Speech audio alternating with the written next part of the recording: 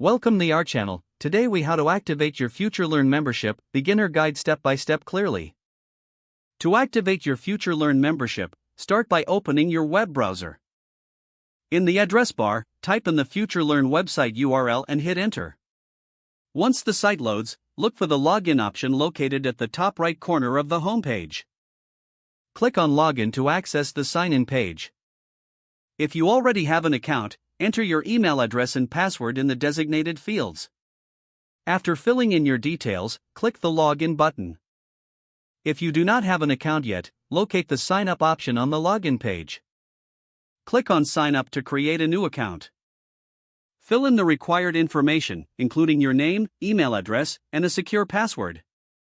Be sure to read and agree to the terms and conditions before proceeding. Once you've completed the form, click the Create Account button. You may receive a confirmation email from FutureLearn. Check your email inbox and look for an email from FutureLearn. Open the email and click on the verification link provided.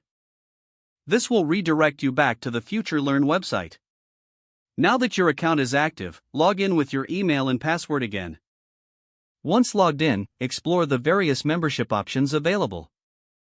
Choose the membership plan that best suits your needs. Click on the Upgrade or Join button associated with your selected plan. You'll be prompted to enter your payment information. Fill in your payment details carefully and review your order. Once everything looks good, click the Confirm or Pay button to complete the transaction. You should see a confirmation message indicating that your membership is now active. Now you can start accessing the exclusive content and courses available for members. Explore your dashboard to find courses that interest you. Enjoy learning and growing with your FutureLearn membership. If the page does not load, refresh the browser or try again in a private or incognito window. Make sure you are using the correct email address, then retype it carefully to avoid small typos. Don't forget to like this video and subscribe to our channel for more step-by-step tech guides.